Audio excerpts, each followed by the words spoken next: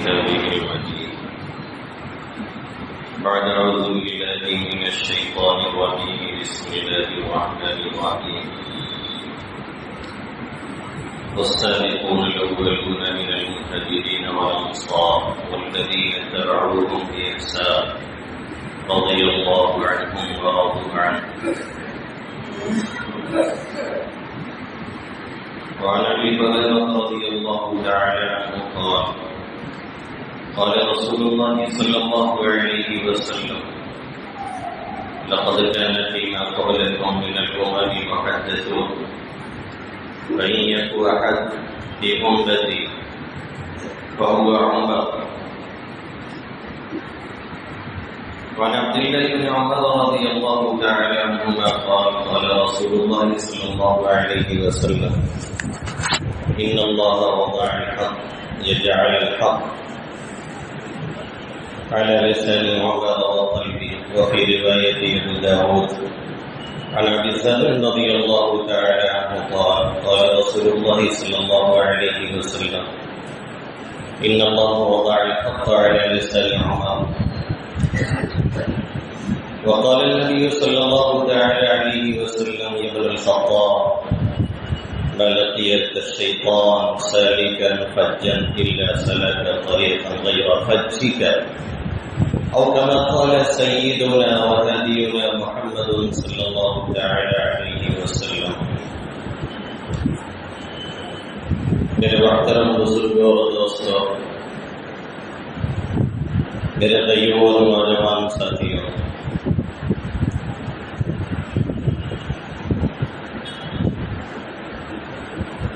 ابھی تو شہادت عثمان غنی رضی اللہ تعالی عنہ کے تعلق سے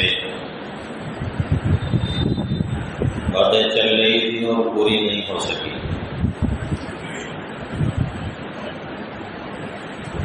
اور سال بدل گیا، نیا اسلامی سال اس کا آغاز ہو چکا ہے، اور آج اس کی پہلی تاریخ یکم محرم الحرام۔ ہم آپ جانتے ہیں کہ ہجرت کے سال سے آواز مان کر حضرت عمر فاروق رضی اللہ تعالی عنہ نے یکم محرم الحرام سے اسلامی سال کی اسلامی تاریخ کی بنا ڈالی، اور پہلی محرم جہاں سے اسلامی سال کا آغاز ہوتا ہے، اور جس شخصیت نے اس کی بنا ڈالی انہیں کی شہادت اسی پہلی محرم کو واقع ہو گئی۔ تو کبھی کبھی جمعہ آتا ہے تو مسئلہ کھڑا ہو جاتا ہے کہ کس لائن پہ آپ سے گفتگو کی جائے، کون سا موضوع چھیڑا جائے اور کون سا چھوڑا جائے۔ بہت سی مرتبہ ہم آپ کے مفروض بھی اس معاملے میں ہو جاتے ہیں۔ ایک درجہ تو سالانہ کی چھٹی سے پہلے کا چل رہا ہے، سورہ کہف کی جو تفسیر چل رہی تھی اس میں بھی ذوالقرنین اور یاجوج ماجوج یعنی آپ کی پارٹی کا نکلنا باقی ہے۔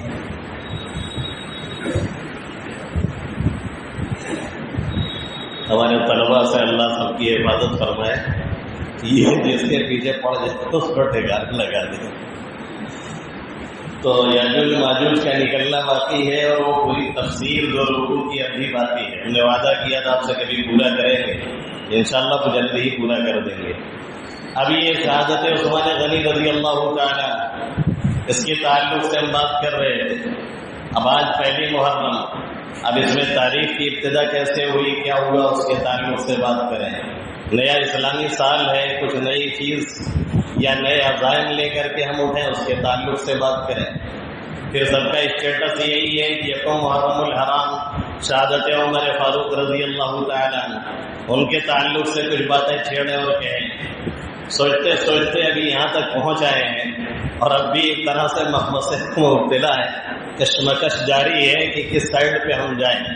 لیکن ہم نے یہاں پہنچتے پہنچتے یہ سوچ لیا کہ کچھ حضرت عمر فاروق رضی اللہ تعالیٰ عنہ کے تعلق سے پھر باتیں عرض کر کے ان کی شہادت کو بیان کر دیا جائے، اور یہ شہادت عثمان غنی کو تھوڑا سا ہم مؤثر کرتے ہیں، یعنی اگلے ہفتہ بھی اس پہ بات نہیں ہو سکتی کیونکہ اگلے ہفتہ تو ہم آپ سے روزہ رکھوانے کی کوشش کریں گے، اور اس کے بعد والے ہفتے میں پھر انشاءاللہ تعالی ہم اور آپ صحیح سالم رہے، عافیت سے رہے تو باتیں ہوں گی۔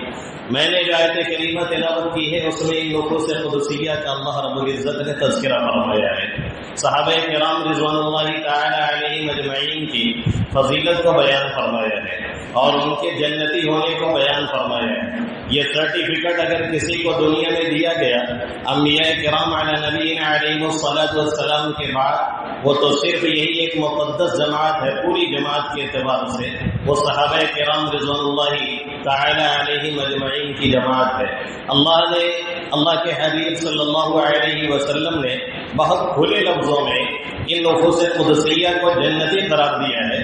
ہم اور آپ جو کبھی سنتے ہیں کہ عشرہ مبشرہ یعنی وہ 10 صحابہ کرام جن کو اللہ کے حبیب صلی اللہ علیہ وسلم نے جنت کی بشارت سنائی اور خوشخبری سنائی، تو یہ ایک مجلس میں ایسا ہوا ہے جس کی وجہ سے یہ کہا جاتا ہے کہ عشرہ مبشرہ، ورنہ ہر صحابی نبی جنتی، اللہ کا ہر صحابی جو ہے وہ جنتی ہے، وہ کسی بھی درجے میں ہو، کہیں کا بھی ہو، جس نے ایمان اور ایقان کے ساتھ آقا مدنی صلی اللہ علیہ وسلم کا دیدار کیا ہے، اور جس نے ایمان اور ایقان کے ساتھ اللہ کے حبیب صلی اللہ علیہ وسلم کی صحبت پائی ہے اور اسی حالت میں دنیا سے گیا ہے، بلا شبہ وہ جنتی ہے، اس میں کسی شک اور شبہ کی گنجائش نہیں ہے۔ اس میں ایک بڑا نام، اس میں ایک اہم نام، اس میں ایک اہم کردار، اس میں ایک نمایاں کردار، دنیا کفر میں غلغلہ اور دنیا کفر میں ہنگامہ برپا کرنے والے، قیصر و کسریٰ جیسی سپر پاور طاقت کو ہلا کر کے رکھ دینے والے عمر فاروق رضی اللہ تعالی عنہ ہیں۔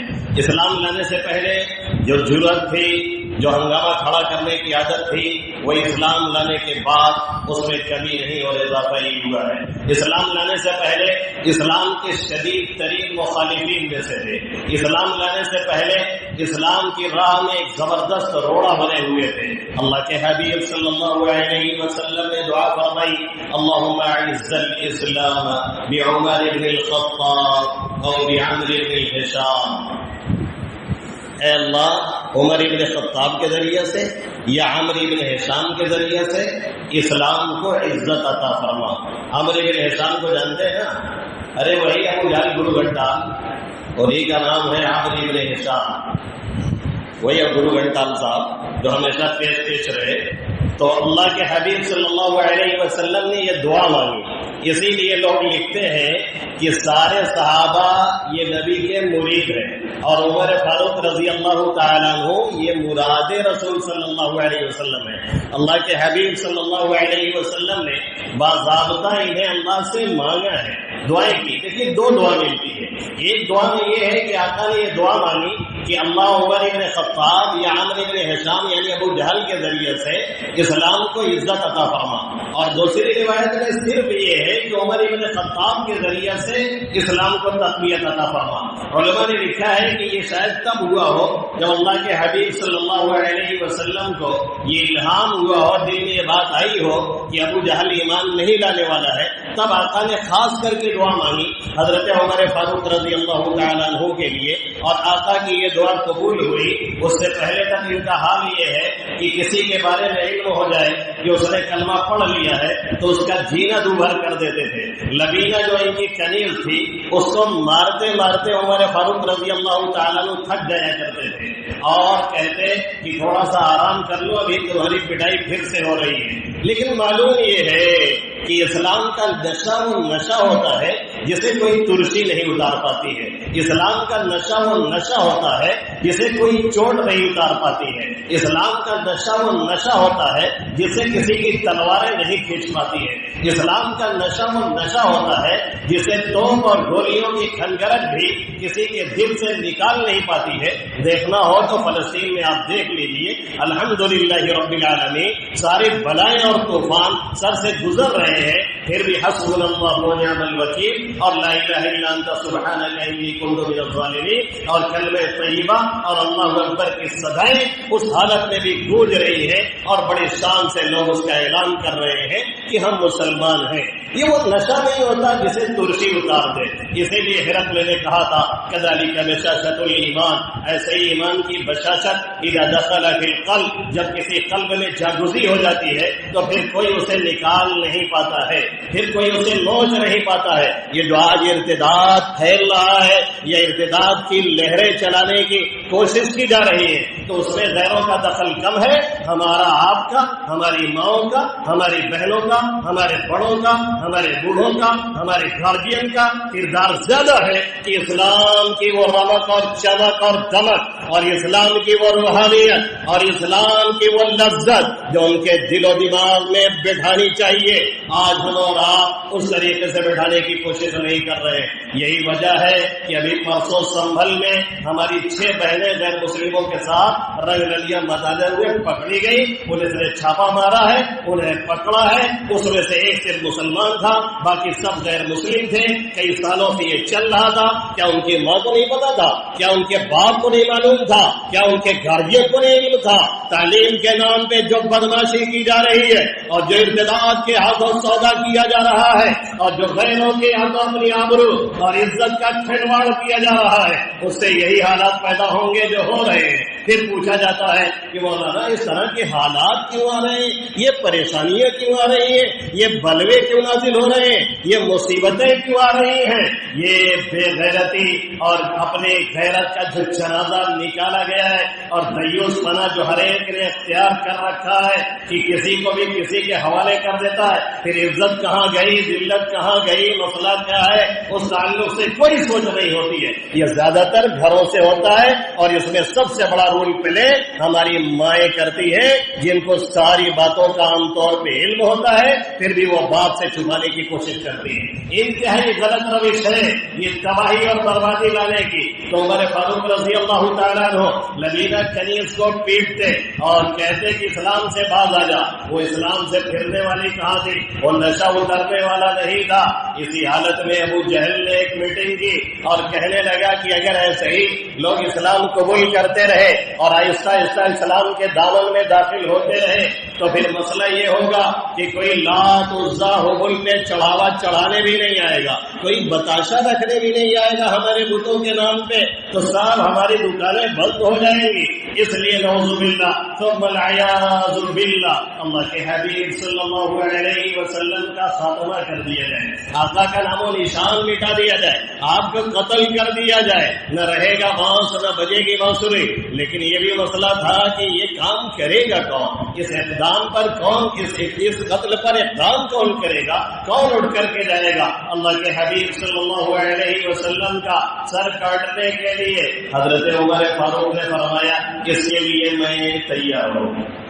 وہاں سے اٹھے اور چلے. راستے میں نعیم بن عبداللہ سے ملاقات ہو گئی. انہوں نے پوچھا تیور دیکھ کر کے خیریت تو ہے, کہاں کا ارادہ ہے؟ کہنے لگے جا رہا ہوں صفائیاں کرنے. کہا پہلے اپنے بہن بہنوئی کی خیریت لے لیجیے, حضرت فاطمہ جو آپ کی بہن ہیں ان کے بارے میں پتہ لگا لیجیے, ان کا کیا حال ہے. سمجھ گئے سارا. پہنچے تو اندر تلاوت ہو رہی تھی گھر میں. دروازہ کھٹکھٹایا, جیسے ہی احساس ہوا کہ عمر فاروق آئے ہیں, جلدی سے قرآن کے وہ جو کچھ لکھے گئے تھے جو ہڈیوں پہ یا چمڑے پہ, اسے چھپایا گیا اور دروازہ کھولا گیا. سمجھ تو گئے تھے, بہنوئی کی پٹائی شروع کر دی, پکڑ کر کے مارنا شروع کیا اور کہا کہ ہمیں پتا ہے کہ تم لوگ سابی ہو گئے, ہمیں پتا ہے کہ تم لوگ بدین ہو گئے ہو. بہنوئی کو پیٹتا دیکھ جب بہن فاطمہ آئی تو آپے سے باہر تو تھے ہی, ان کو بھی کئی ہاتھ رسید کیا اور بہن کے چہرے سے کہیں کہیں خون بھی نکلنا شروع ہو گیا.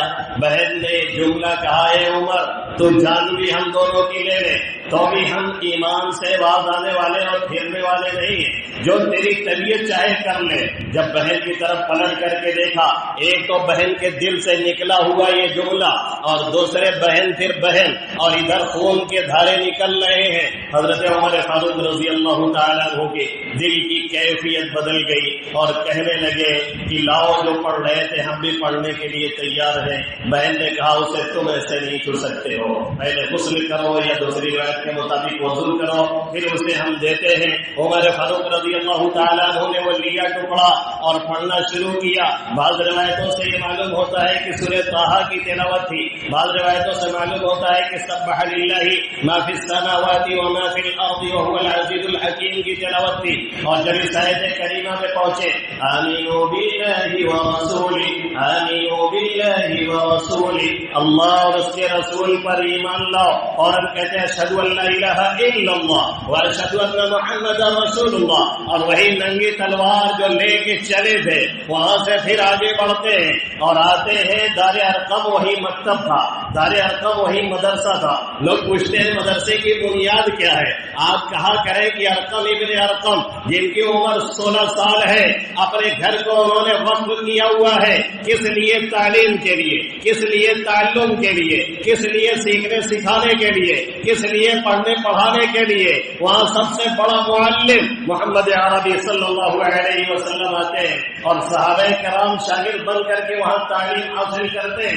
وہ مکہ سے تھوڑا باہری ایریا میں ارقم ابن ارقم کی عمر کتنی ہے؟ 16 سال۔ جب ہمارے نوجوان پب جی کھیلنے کی کوشش کر رہے ہوتے ہیں، جب ہمارے نوجوان فری فائر کے چکر میں پڑ رہے ہوتے ہیں، جب ہمارے نوجوان گٹکا اور پان کھانے کی پریکٹس کر رہے ہوتے ہیں، اور آج کے ہمارے بہکے ہوئے نوجوان جب ریل بنانے کے چکر میں ٹرینوں کی چپیٹ میں آ رہے ہوتے ہیں، اس عمر میں انہوں نے اپنے گھر کو وقف کیا تھا۔ کس کے لیے؟ اسلام کی سربلندی کے لیے۔ کس کے لیے؟ دین حق کی سربلندی کے لیے۔ کس کے لیے؟ تعلیم اور تعلم کے لیے۔ کس کے لیے؟ اللہ کے حبیب صلی اللہ علیہ وسلم وہاں تشریف لائے، آقا آئے اور لوگوں کو تعلیم دے۔ پہنچتے ہیں، دروازہ کھٹکھٹاتے ہیں، کنڈی جھروکے سے لوگ دیکھتے ہیں، ایک دوسرے سے کہتے ہیں عمر آیا عمر، وہی تلوار رنگی لیے ہوئے ہے، کیا کیا جائے؟ 4 دن پہلے حضرت حمزہ رضی اللہ تعالیٰ عنہ اسلام میں داخل ہو چکے تھے۔ انہوں نے کہا کہ کھول دو دروازہ، دیکھتے ہیں کس ارادے سے آیا ہے، ہم ہے نا کافی نپٹنے کے لیے، اگر اچھا ارادہ ہے تو ٹھیک ہے، اور اگر برا ارادہ ہے تو حمزہ کافی ہے ان کے لیے۔ جیسے ہی دروازہ کھولا گیا اندر داخل ہوئے، اللہ کے حبیب صلی اللہ علیہ وسلم نے یوں پکڑا اور فرمایا عمر کیا ارادہ ہے؟ کہنے لگے اسلام لانے کے لیے آیا ہوں، اشہد ان لا الہ الا اللہ واشہد ان محمد رسول اللہ۔ تکبیر کی صدائیں گونجی، مکہ کی گلیوں میں گونجی، اور ایک ہنگامہ بپا ہو گیا اور ایوان کفر میں لرزہ طاری ہو گیا۔ کون آ گیا ہے؟ عمر فاروق آ گئے ہیں۔ وہ کون ہے جو رکاوٹ بنا ہوا تھا؟ وہ کون ہے جو چھپ چھپ کر کے لوگوں کو عبادت کرنے میں مجبور کرتا تھا؟ وہ کون ہے جو لوگوں کو کہتا تھا کہ اگر اسلام لائے تو تمہاری گردن اسی تلوار سے نکال لی جائے گی؟ وہ آج خود کلمہ پڑھ چکا ہے، اور کسی کہنے والے نے کہا، بالکل بجا کہا کہ آئے نبی تو سارے ہنر بولنے لگے، عقل و شعور، فکر و نظر بولنے لگے، چپ تھے وہ جن کو اپنی فصاحت پہ ناز تھا۔ جب آمنہ کے لفظ دیگر بولنے لگے اور تلوار لے کے آئے تھے سرکار کے لیے، ابو جہل کے خلاف عمر بولنے لگے۔ اس کے بعد اللہ کے حبیب صلی اللہ علیہ وسلم سے پوچھتے ہیں السنا علی الحق، کیا ہم لوگ حق پر نہیں ہیں؟ آقا مدنی صلی اللہ علیہ وسلم نے فرمایا بالکل ہم حق پر ہیں، اس میں کوئی دو رائے نہیں۔ پھر کہا یہ چھپ کے نمازیں کیوں پڑھی جا رہی ہیں؟ جب حق پر ہے تو چلے کھل کر کے عبادت ادا کرتے۔ آقا نے فرمایا ابھی تھوڑا موقع نہیں ہے، ابھی تھوڑا چھپ چھپا کے کام چلایا جا رہا ہے، لیکن عمر ہے کہ نہیں ماننے کے لیے تیار نہیں۔ چلیے حرم مکی میں ہم آگے آگے چلتے ہیں۔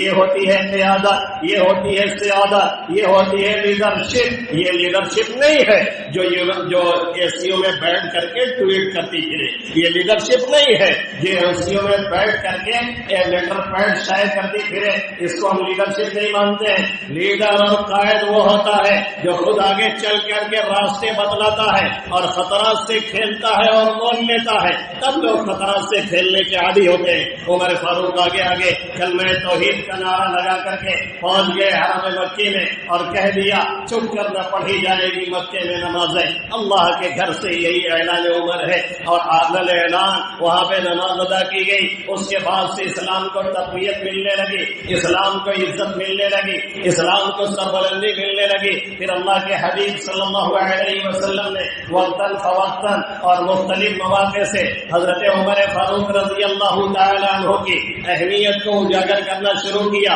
اور بتانا شروع کیا۔ ایک حدیث بخاری شریف کی جو سب سے پہلے پڑھی ہے، جس میں ابو ہریرہ رضی اللہ تعالیٰ عنہ فرماتے ہیں اللہ کے حبیب صلی اللہ علیہ وسلم نے فرمایا لقد كان فيما قبلكم من الامم محدثون، تم میں سے پہلے جو امتیں گزری ہیں یعنی عیسائی یہودی یہ لوگ اس میں محدث ہوا کرتے تھے۔ محدث اسے کہتے ہیں جس کے دل پہ حق بات کا القاء کیا جائے، اللہ کی طرف سے جس کے دل پہ حق بات ڈالی جائے، فرشتوں کے واسطے سے انڈائریکٹلی یا ڈائریکٹلی اللہ ان کے دل پہ حق بات نازل کرتا ہے۔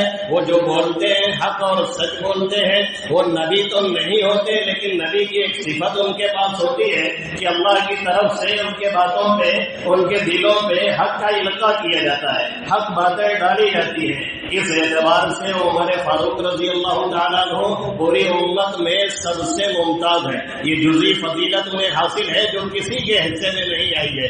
آقا مدنی صلی اللہ علیہ وسلم نے فرمایا لقد كان فيما قبلكم من الامم محدثون، تم سے پہلے جتنی امتیں گزری ہیں اس میں کوئی نہ کوئی محدث ہوتا تھا۔ فَيَكُنْ فِي أُمَّتِي أَحَدٌ فَهُوَ عُمَرٌ، میری امت میں اگر کوئی ہے تو عمر فاروق ہے جن کے دل پہ حق بات ڈالی جاتی ہے۔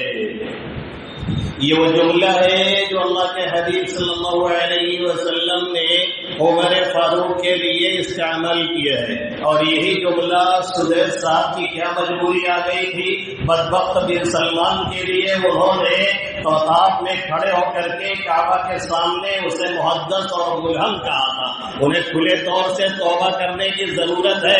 اب کہیں کے امام ہو کچھ بھی ہو، یہ حق نہیں پہنچتا ہے کہ وہ فضیلت جو کسی صحابی کی ہے وہ بھی عمر فاروق رضی اللہ تعالیٰ عنہ کی، اور ایسی فضیلت جو امت میں کسی کے لیے نہیں ہو سکتی ہے، ایسے منحوس شخص کے لیے وہ جملہ استعمال آپ کر رہے ہیں۔ چاہیے تو یہ تھا کہ مطاف کے پتھر پھٹ جاتے اور آپ اندر چلے جاتے اس جملہ کے استعمال کرنے سے پہلے جو اللہ کے حبیب صلی اللہ علیہ وسلم نے اپنے سب سے خیر خواہ اور جلیل القدر صحابی رسول عمر فاروق رضی اللہ تعالیٰ عنہ کے لیے استعمال کیا۔ آقا نے فرمایا کہ حق ان کے دل و دماغ پہ القاء ہوتا ہے، اور ترمذی شریف کی روایت عبداللہ بن عمر رضی اللہ تعالیٰ عنہ کے واسطے سے وہ فرماتے ہیں کہ اللہ کے حبیب صلی اللہ علیہ وسلم نے فرمایا ان اللہ جعل الحق علی لسان عمر وقلبه، اللہ نے حق کو عمر کے دل اور عمر کی زبان پر رکھ دیا ہے، وہ جو بولتے ہیں وہ حق ہوتا ہے۔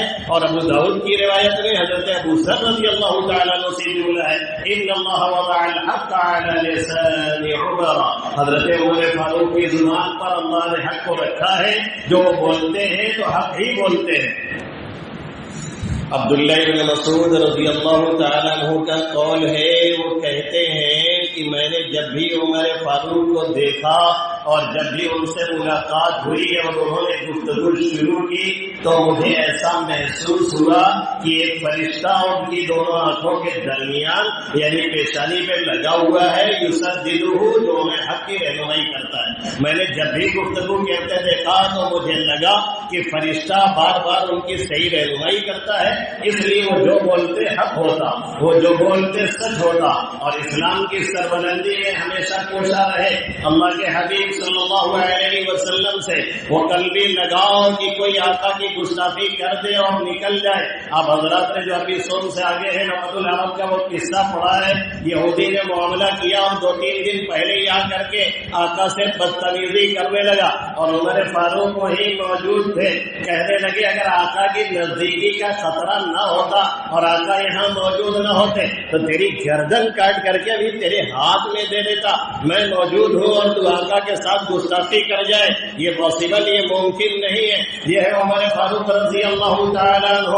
اور تو اور چھوڑیے آقا کو، حضرت حسن اور حسین کا خیال عمر فاروق کے دلوں میں کتنا تھا اور لحاظ کتنا تھا۔ ایک واقعہ سے اندازہ لگائیں کہ مدائن فتح ہوتا ہے اور وہاں سے مال غنیمت آتا ہے، آپ حضرت حسن اور حسین کو بلاتے ہیں اور بلا کر کے 1000 درہم دیتے ہیں، اور اپنے صاحبزادے عبداللہ ابن عمر رضی اللہ تعالیٰ عنہ کو بلاتے ہیں اور بلا کر کے ان کو 500 صرف دیتے ہیں۔ حضرت عبداللہ ابن عمر بدمنائے تھوڑا سا اور کہنے لگے کہ ہم آقا کے ساتھ ہر مارکے میں پیش رہے، ساتھ رہے، تب یہ دونوں حضرات بچے تھے، یہ دونوں حضرات ارے بم نہیں پڑے گا، وہی رہیں گے، بم نہیں پڑے گا، کچھ ہونے والا نہیں، پھٹ بھی جائے تو ٹائم ہے مرنے کا، اس سے پہلے کچھ ہوتا نہیں ہے۔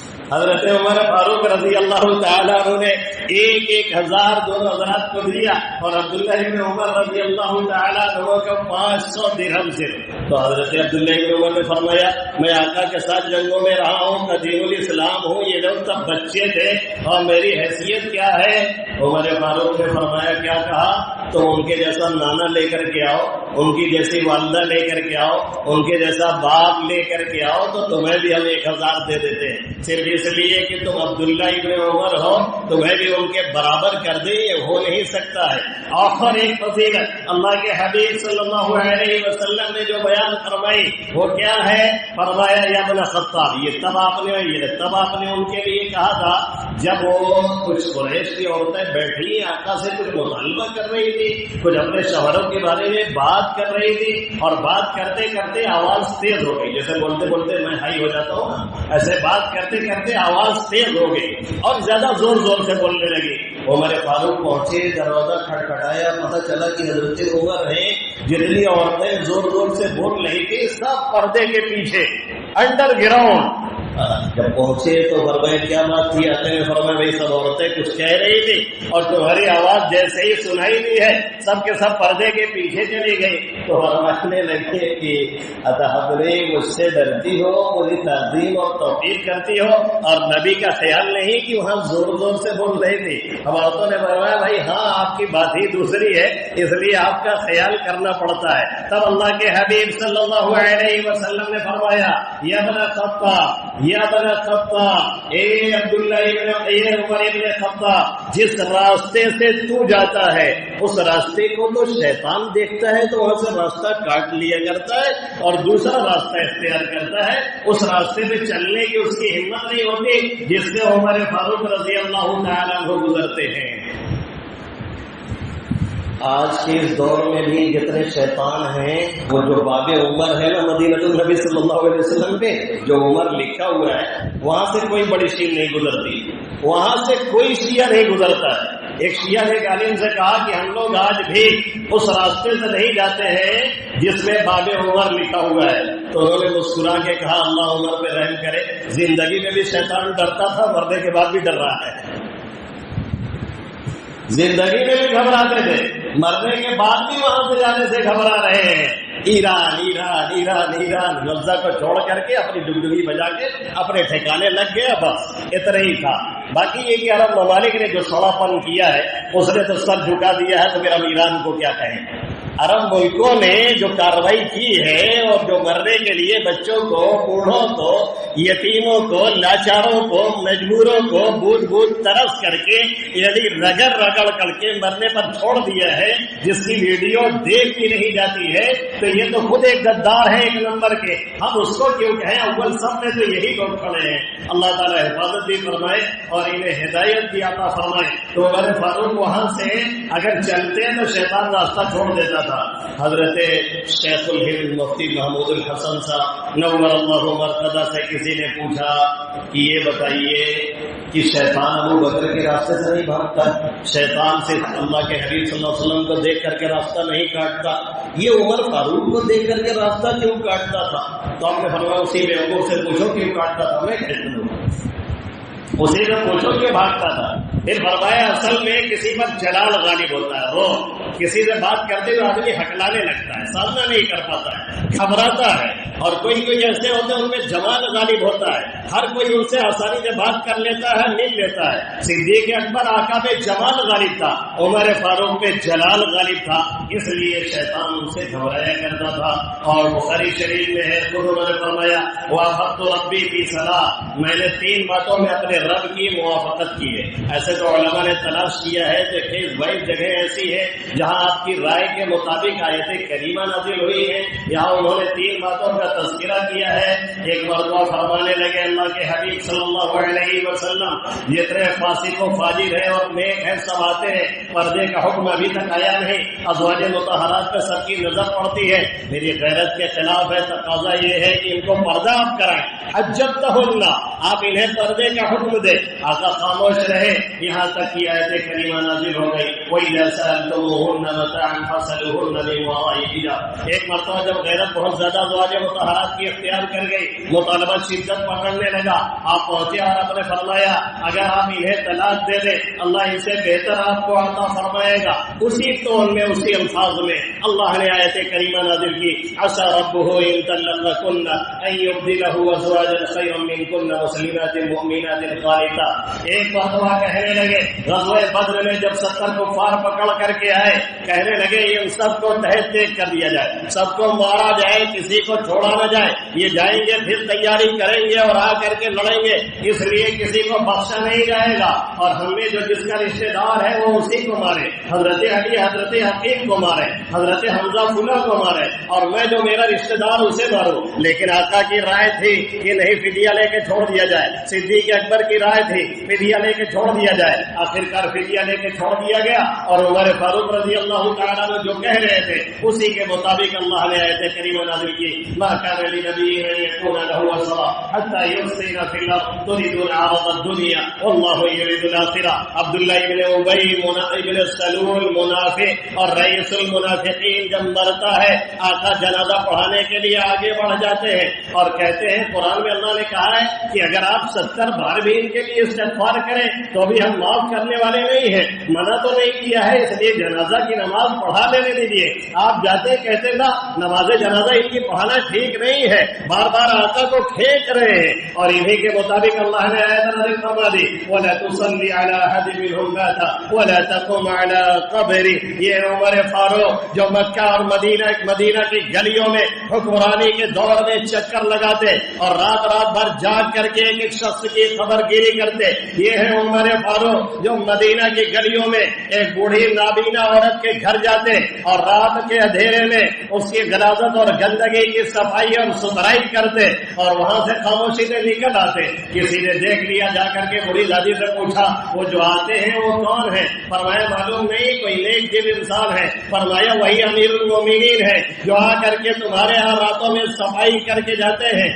یہی نہیں بلکہ عمر فاروق رضی اللہ تعالیٰ عنہ نے فرمایا کہ اگر دجلہ فرات کے کنارے کوئی کتا بھی پیاسا مر جائے تو عمر کو اس بات کا اندیشہ ہے کہ کل قیامت میں پوچھا جائے گا کہ تیری حکومت میں ایک کتا بھوکا اور پیاسا کیسے مر گیا۔ یہی عمر فاروق رضی اللہ تعالیٰ عنہ ہے۔ روم کا قاصد آتا ہے یہ معلوم کرنے کے لیے کہ وہ کون ہے جس کی وجہ سے علاقے کے علاقے لرزا اور ترسا ہے، وہ کون ہے جس نے 22 لاکھ مربع میل کو فتح کر لیا ہے۔ آج کے دور میں اگر حساب لگائیں گے تو 57 لاکھ مربع کلومیٹر بنتا ہے جو عمر فاروق رضی اللہ تعالیٰ عنہ نے فتح کر کے دیا تھا۔ شام کا علاقہ، کیسر کا علاقہ، کسرا کا علاقہ، مدائن کا علاقہ، آذربائیجان، آرمینیا، قزاقستان، اور اسی طریقے سے نامعلوم کتنے علاقے عمر فاروق رضی اللہ تعالیٰ عنہ نے فتح کر کے حوالے کیے۔ آیا پوچھا تمہارا بادشاہ کہاں ہے، اس کا محل کہاں ہے؟ لوگوں نے کہا ہمارا کوئی بادشاہ نہیں ہے، کوئی محل نہیں ہے، ہمارا اس طرح کا کوئی آدمی نہیں ہے۔ ہاں ایک شخص ہے امیر المومنین کے نام سے جانے جاتے ہیں، اور اس وقت وہ مدینہ کے باہر کہیں پہ ہوں گے، اور ٹہلتے ٹہلتے گیا ایک درخت کے نیچے دیکھا، اسی دور میں تھوڑا سا سایہ آ رہا ہے، آپ آرام کر رہے ہیں، پسینہ بہ رہا ہے۔ اس نے کہا عجل عدلت فتروحت ونمت، آپ نے عدل سے کام لیا اس لیے آپ کو راحت مل گئی اور آپ آرام سے یہاں دھوپ اور سائے میں ملے جلے حالات میں بھی آرام سے سو رہے ہیں۔ اور کہنے لگا کہ ابھی تو میں قاصد بن کر کے آیا ہوں، اس واقعے سے ذرا اثر لیا، کہا بھی قاصد بن کر کے آیا ہوں لیکن لوٹ کے آؤں گا تو پھر انشاءاللہ ایمان قبول کروں گا۔ وہاں خبر پہنچانے کے بعد واپس آیا، پھر کلمہ پڑھ کر کے مسلمان ہوا، اور آخر میں یہ دعا آپ بار بار کیا کرتے، اللہم ارزقنی شہادۃ فی سبیلک وموتا ببلد رسولک، اے اللہ مجھے اپنے راہ میں شہادت عطا فرما اور اپنے راہ میں موت عطا فرما، اپنے نبی کے شہر میں شہادت عطا فرما۔ دونوں دعائیں اللہ نے قبول فرمائی۔ آپ تیاری کر کے فجر کے وقت میں گئے ہیں امامت کے لیے۔ ابو لولو جس کا لقب ہے، فیروز جس کا نام ہے، فیروز کہتے ہیں نیلے رنگ کے پتھر کو، اسی لیے شیعوں کے ہاں کوئی مرتا ہے اسے نہلانے دھلانے کے بعد حضرت عمر فاروق رضی اللہ تعالیٰ عنہ کی دشمنی میں، کیونکہ اسی فیروز نے وار کیا تھا اس لیے دشمنی میں وہ نیلے رنگ کا پتھر اس کے زبان کے نیچے رکھتے ہیں اور کہتے ہیں اس سے اس کی مغفرت ہو جائے گی۔ جاؤ وہیں حضرت عمر بتائیے کہ بڑا مغفرت ہوگی۔ تو حضرت عمر فاروق رضی اللہ تعالیٰ عنہ جب پہنچے امامت کے لیے، وہ پہلے سے 2 دھارا خنجر لے کے تیار تھا، اس نے 3 یا 6 وار کیے، ایک وار ناف کے نیچے لگا اور خون جاری ہو گیا اور اس کو لوگوں نے پکڑنے کی کوشش کی، ادھر ادھر وہ خنجر چلاتا رہا، اس طریقے سے 13 لوگ زخمی کر دیے اس نے، جس میں سے کچھ لوگوں کی شہادت ہوئی۔ 26 ذی القعدہ کو یہ سانحہ پیش آیا۔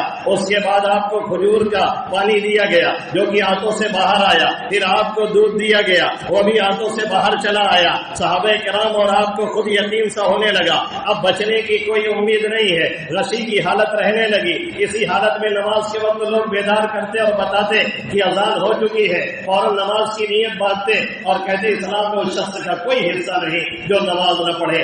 آج ہم امن اور اطمینان میں بھی صرف جمعہ میں آتے ہیں، باقی 5 وقتہ میں غائب رہتے ہیں، اور ہمارے قائد اور لیڈر اور ہمارے ہیروز اس حال میں بھی نماز کی پابندی کر رہے ہیں۔ یہ 4 دن اسی حالت میں گزرنے لگے اور یقین سا ہونے لگا اب رہنا نہیں ہے۔ امی جان حضرت عائشہ صدیقہ الطاہرہ المطہرہ حبیبۃ النبی صلی اللہ علیہ وسلم سے کہلوایا کہ ایک جگہ جو خالی ہے قبر اطہر کی 2 خالی ہے، ایک حضرت عیسیٰ کے لیے اور ایک پہلے سے خالی ابھی تھی، فرمایا اگر اجازت ہو تو مجھے وہاں دفن کر دیا جائے۔ امی جان نے فرمایا وہ جگہ میں نے اپنے لیے خاص کی تھی لیکن عمر نے مان لیا ہے تو میں انہیں عمر کے حوالے کرتی ہوں۔ اور پھر 1 محرم الحرام کو یا اسی رات میں آپ کی شہادت ہوئی اور 1 محرم کو تدفین عمل میں آئی، اور آخر میں پھر یہ وصیت کر دیا کہ جب جنازہ ہمارا لے کر کے پہنچو تدفین کے لیے تو اپنے بیٹے عبداللہ ابن عمر سے کہا، اور کیا کہا کہ جانے کے بعد جب قریب پہنچنا جنازہ روک کر کے پھر سے پوچھ لینا امی جان سے، کہیں ایسا نہ ہو کہ انہوں نے زندگی میں تو دباؤ میں اجازت دے دی ہو یا کسی اور وجہ سے اجازت دے دی ہو، جانے کے بعد اجازت نہ دے، اس لیے پہلے سوال کرنا پھر جا کر کے تدفین کرنا۔ پہنچنے کے بعد جنازہ روکا گیا، پھر سوال کیا گیا، امی جان نے پھر سے اجازت دی، حضرت عمر فاروق رضی اللہ تعالیٰ عنہ کو وہاں پہ دفن کیا گیا۔ یہ تھا مختصر سا واقعہ آپ کے فضائل اور مناقب اور شہادت کا۔ اللہ رب العزت ہمیں جو واقعی ہمارے ہیروز ہیں ان کی قدر کی، ان کی سیرت پڑھنے کی، ان کے سوالے سننے کی اور اس پر عمل کرنے کی توفیق نصیب فرمائے، آمین یا رب العالمین۔ وما علینا الا البلاغ المبین۔